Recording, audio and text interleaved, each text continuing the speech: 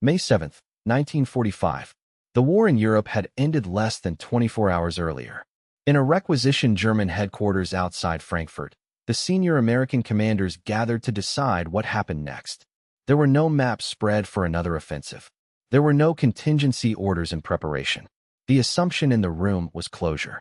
General George S. Patton broke that assumption. Patton did not speak about demobilization or occupation zones. He spoke about momentum. He stated, without qualification, that the United States and its allies were about to face another war, and that delaying it would only make it worse. He argued that the Red Army was already positioned for dominance across Central Europe and that the balance of power would never again be this favorable. His proposal was not theoretical. It was immediate. Advance east while American armies were intact, supplied, and already deployed. The room went quiet. Supreme Allied Commander Dwight D. Eisenhower listened without interruption. He did not dispute Patton's assessment of Soviet intentions. He did not challenge the operational feasibility. Instead, he ended the discussion by declaring it impossible. The war was over. The alliance had to be preserved. The decision was final. No written order recorded the exchange. No minutes were circulated. But the outcome was clear. American armies would halt. Contact with Soviet forces would be limited to coordination and ceremony. The window Patton identified would close by design. This was not a battlefield decision. No shots were fired because of it. No maneuver was attempted or refused in the field that day. It was a command room decision, made in peacetime conditions, driven by political necessity rather than military logic. The consequences would not be visible immediately. They would unfold slowly, across borders already occupied, through agreements already signed, enforced by armies that would not withdraw. The decision was to stop. At the moment Patton spoke, the military conditions were unusually clear. The German army in Central Europe had ceased to function as a coherent force. Entire formations were surrendering without resistance. Transportation networks were intact enough to support rapid movement eastward. American supply lines, stretched for months, were now stable and overstocked. Fuel shortages that had constrained operations in the autumn no longer applied. Ammunition stockpiles exceeded projected consumption because the war had ended earlier than planners expected. Most critically, American armies were already positioned deep inside Germany. They did not face the logistical burden of launching a new campaign from ports or beaches. They were forward, supplied, organized, and commanded by staffs that had spent a year conducting continuous high-tempo operations. Operational friction was low by wartime standards. Units were intact. Morale was high. Command relationships were settled. Across the Elbe and further east, the Red Army presented a different picture. Soviet forces were massive, but they were also exhausted. They had taken catastrophic casualties in the final push toward Berlin. Their logistics relied heavily on rail lines that had been destroyed, rebuilt, and destroyed again. Fuel shortages were endemic. Many Soviet divisions existed on paper more than in practice, with rifle companies reduced to platoon strength. This imbalance was temporary. It favored the Western Allies only in that narrow window. American intelligence officers understood that demobilization would begin within weeks. Divisions were already earmarked for redeployment to the Pacific. Public pressure to bring soldiers home was overwhelming. Once those units left Europe, they would not return. From a purely military standpoint, speed was decisive. Any eastward advance would not have required a formal declaration or a grand campaign plan. It would have been an extension of existing operations under occupation pretexts and security rationales. Soviet forces were intermingled with Western units at multiple contact points, creating ambiguity that favored initiative. Delay favored consolidation. There was also the question of terrain. Central Europe in May offered open maneuver corridors, intact bridges, and urban centers already destabilized by collapse. Resistance, where it existed, would have been political before it became military. That mattered. Armies fight best when uncertainty paralyzes the opponent. In early May 1945, uncertainty ran in only one direction. None of this required faith in Soviet collapse or fantasies of easy victory. It required acknowledgement of a transient advantage. Military planners are trained to exploit such moments because they rarely repeat. Once equilibrium returns, opportunity disappears. Patton understood that equilibrium was already forming. Soviet forces were not withdrawing. They were entrenching administratively, politically, and territorially. Every day, without movement, allowed command structures to harden and justifications to solidify. What could be done quickly would soon require negotiation, then confrontation, then acceptance. This was the opportunity Patton identified. Not a war plan, not a crusade, not a gamble on Soviet weakness. It was a recognition that power relationships were being fixed by inertia rather than by design. When Eisenhower declined to act, he did not reject Patton's military assessment. He accepted it and set it aside. That distinction mattered. The opportunity was real precisely because it was brief. And once the decision to pause was made, it could not be recreated. The armies would still be there tomorrow. The conditions would not. Patton's warning did not emerge from impulse or temperament. It came from preparation. For months before Germany surrendered, Patton had been instructing his staff to collect information not on German units, but on Soviet behavior. His intelligence summaries tracked Red Army movements beyond agreed operational boundaries. They noted administrative takeovers, forced population transfers, and the immediate installation of political control structures wherever Soviet forces arrived. These reports were not framed as diplomatic concerns. They were framed as indicators of future military reality. Patton's assessment was methodical. He did not argue that the Soviets were about to attack. He argued that they were positioning themselves so that resistance would become impossible later. He understood that modern war did not begin with declarations. It began with control of infrastructure, transport hubs, ministries, and borders. Once those were secured, armies merely defended fait accompli. He prepared accordingly. Patton ordered contingency mapping of Eastern Europe under the guise of occupation planning. His headquarters evaluated road networks, river crossings, and supply bottlenecks east of American lines. He asked his logistics officers how long Third Army could operate without resupply from Atlantic ports if forced to live off captured stockpiles. He requested estimates on Soviet fuel endurance and rail dependency. These were not abstract exercises. They were calculations of tempo. He also understood morale. His troops were combat-hardened, confident, and accustomed to rapid maneuver. They had just crossed Germany faster than planners believed possible. Patton knew that such formations retained effectiveness only briefly after victory. Demobilization did not just remove manpower. It removed mindset. Once soldiers believed the war was finished, their psychological edge evaporated. Patton's preparation extended upward as well. He made his views known deliberately, not publicly, but within command channels. He spoke to fellow generals, to intelligence officers, to anyone positioned to understand what occupation would look like once Soviet forces stopped advancing and started governing. He was not isolated in his conclusions. He was isolated in his willingness to state them plainly. His credibility rested on pattern recognition. Patton had spent his career studying European warfare, including Russian operations in the First World War and the Russian Civil War. He did not romanticize Soviet resilience, but he respected their ability to absorb losses and then dictate terms through sheer presence. He recognized that once Western forces stepped back, political negotiation would replace operational leverage. That was the core of his warning. Delay would convert a military problem into a diplomatic one, and diplomats did not command divisions. Patton also understood his own limitations. He did not claim authority to act unilaterally. He did not issue unauthorized orders. He brought his assessment forward because the decision lay above him. That is often misunderstood. His reputation for aggression obscures the fact that, in this moment, he followed procedure precisely. He warned. He documented. He pressed once. What he did not do was soften his conclusion to make it palatable.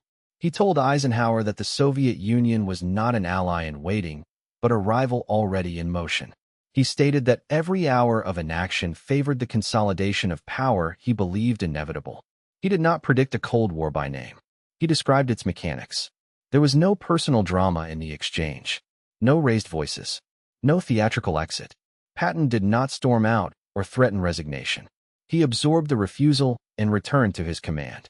But internally, he adjusted his expectations. He understood that the warning had been received and set aside. From that moment forward, Patton no longer believed strategic outcomes would be determined by battlefield capability. They would be determined by political tolerance for confrontation. That realization did not make him wrong.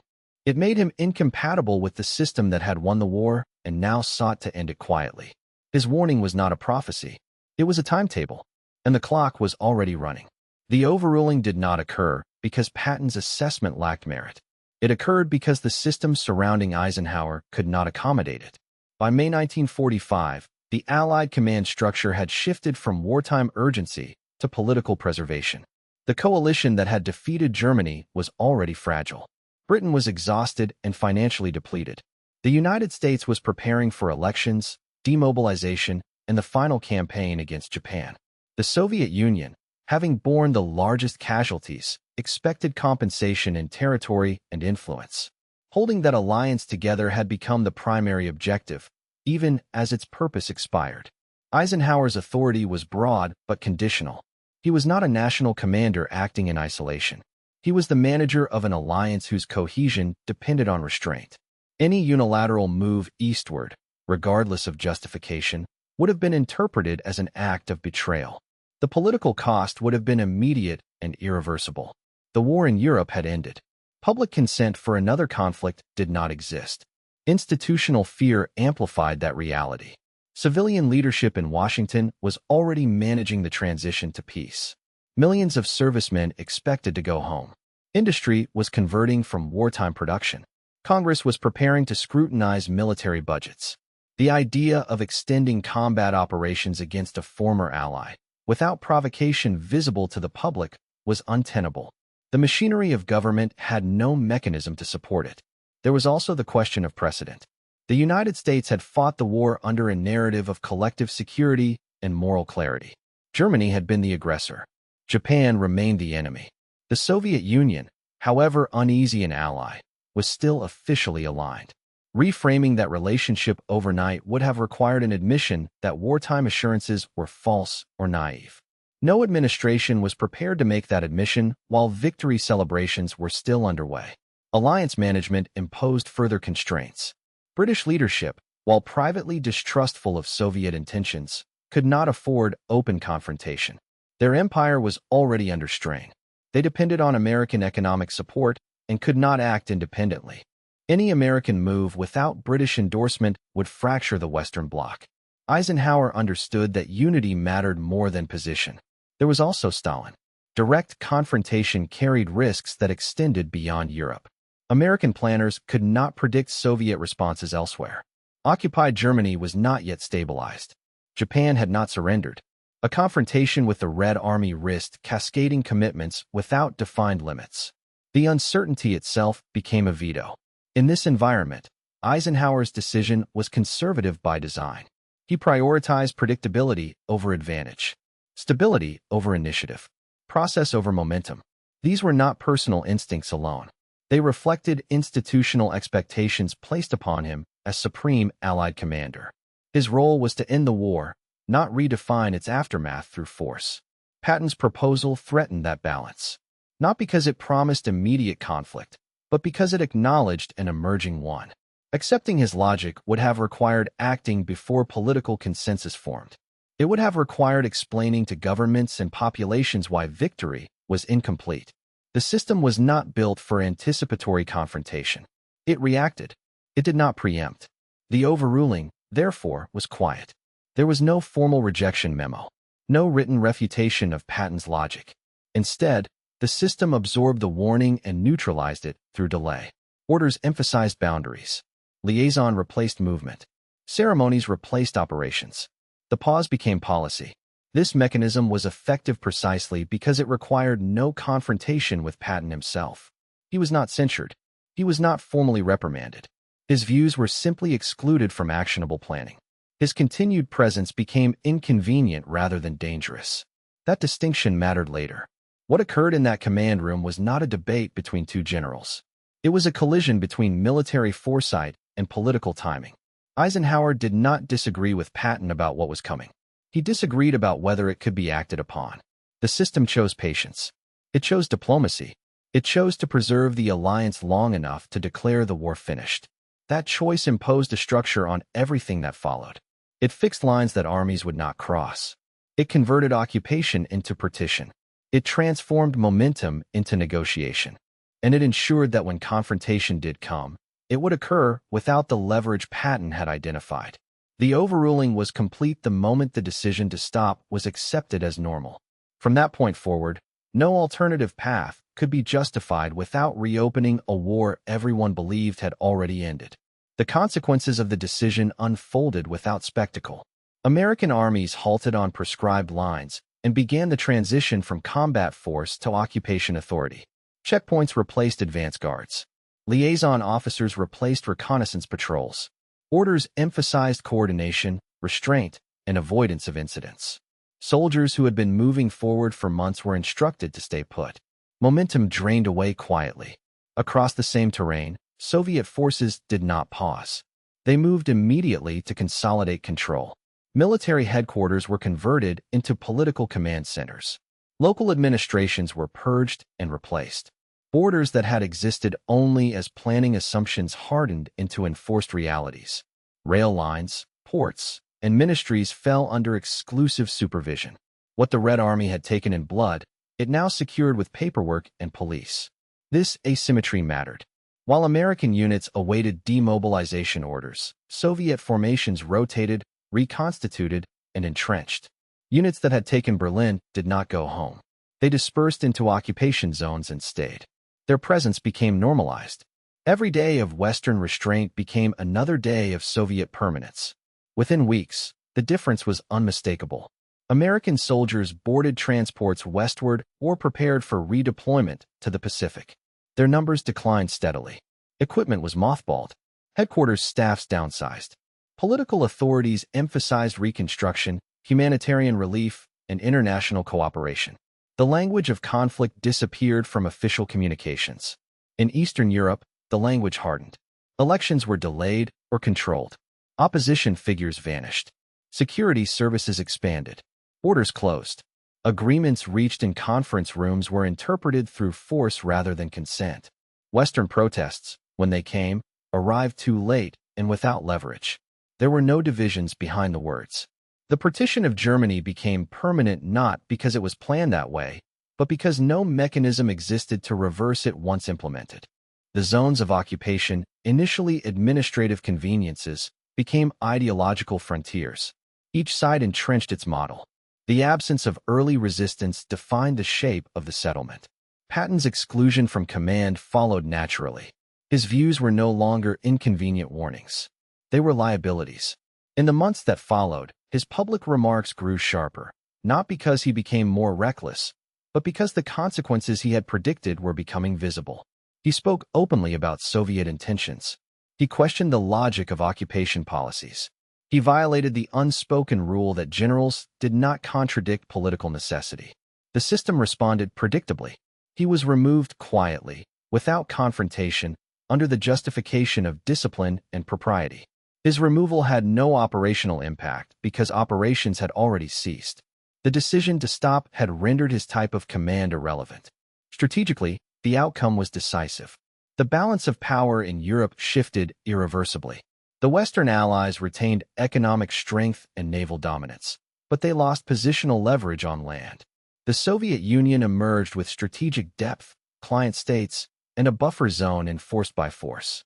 These were not negotiated concessions. They were facts created during the pause. The cost of reversing those facts proved prohibitive. Any attempt to challenge Soviet control now required rebuilding forces, persuading publics, and risking general war. The moment when such action could have been framed as continuation rather than initiation had passed. That distinction mattered politically, even if it mattered little militarily. The Cold War did not begin with a declaration or a clash. It began with acceptance. Acceptance that lines drawn by halted armies would not be crossed. Acceptance that agreements signed under pressure would not be enforced. Acceptance that confrontation deferred was confrontation transformed. This acceptance shaped every subsequent decision. The Marshall Plan became a defensive measure rather than an offensive one. NATO emerged not to reclaim territory, but to prevent further loss. Berlin became a symbol precisely because it lay at the fault line created by inaction. Every crisis that followed traced back to the same origin point. The battlefield consequences Patton feared did not occur immediately because there was no battlefield left. The war had ended. That was the problem. Without the justification of active conflict, power shifted through administration and coercion instead. The casualties were counted in decades rather than days. Millions lived under systems they had not chosen. Borders closed. Economies stagnated. Dissent was criminalized. These outcomes were not accidents. They were the logical result of allowing force to determine position without contest. The decision to halt did not cause these consequences alone, but it made them unavoidable. It removed the only leverage capable of altering them before they solidified. Once that leverage was surrendered, alternatives narrowed until none remained. From a military perspective, the consequences were clear. A transient advantage was traded for long-term stability. The stability proved illusory. It delayed confrontation but did not prevent it. It merely changed its form. When confrontation finally arrived, it did so without the conditions Patton had identified as decisive. It arrived after demobilization, after rearmament on the other side, after positions had hardened into doctrine. It arrived when initiative belonged elsewhere. The consequence of the overruling was not peace. It was stasis enforced by fear, a frozen conflict that endured because the cost of altering it had grown too high. That cost was paid not by the men in the command room, but by those who lived on the wrong side of the line that room chose not to cross. In the post-war record, Patton's warning did not disappear. It was reclassified. Official histories framed the halt in Central Europe as prudent statecraft. Memoirs emphasized alliance cohesion, exhaustion, and the need to transition from war to peace. The decision was presented as inevitable, even obvious. What was absent from these accounts was any sustained engagement with the timing Patton had emphasized. The window was acknowledged only obliquely, as something that could not be acted upon without unacceptable risk. Declassified correspondence later confirmed what had been denied publicly. Senior commanders and civilian officials understood that Soviet behavior in occupied territories contradicted wartime assurances almost immediately. Reports describing political repression, forced realignments, and security takeovers circulated within weeks of Germany's surrender. These reports did not trigger reconsideration. They confirmed that the pause had become policy. Eisenhower's own writings reflected this tension. He acknowledged misgivings about Soviet intentions, but insisted that no alternative existed. He argued that the United States could not morally or politically justify renewed combat without provocation. His justification rested on public legitimacy, not strategic leverage. The implication was clear. Military advantage without political consent was unusable. Patton's removal was documented in language of discipline rather than dissent. Official explanations cited intemperate remarks and failure to adhere to occupation policy. What they did not address was substance. His critique of Soviet behavior was never formally rebutted. It was rendered irrelevant by the decision already taken. The record shows a pattern not of disagreement, but of marginalization. In later years, American intelligence assessments mirrored Patton's original concerns with striking precision. The consolidation of Eastern Europe, the establishment of satellite regimes, and the rapid militarization of borders were described as fait accompli. Analysts noted repeatedly that reversing these outcomes would require levels of force no longer politically acceptable. The opportunity cost was implicit. British records were more candid.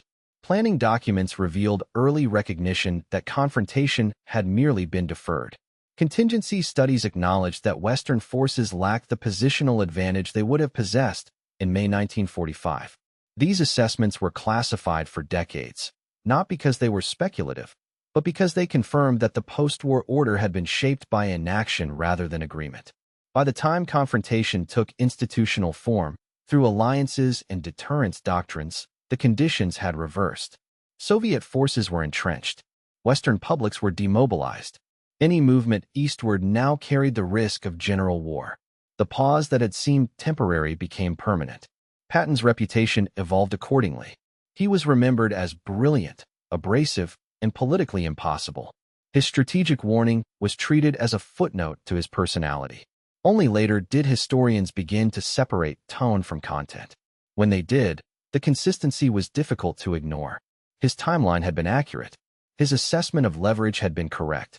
What he misjudged was not the enemy, but the system that employed him. The post-war record does not indict Eisenhower as a failure of judgment. It documents a choice made under constraints that no single commander could escape. But it also reveals the cost of those constraints. The decision to halt fixed outcomes that no later policy could reverse without unacceptable risk. In the end, the documents converge on a single conclusion. The war ended with armies still in motion, and peace was declared by stopping them.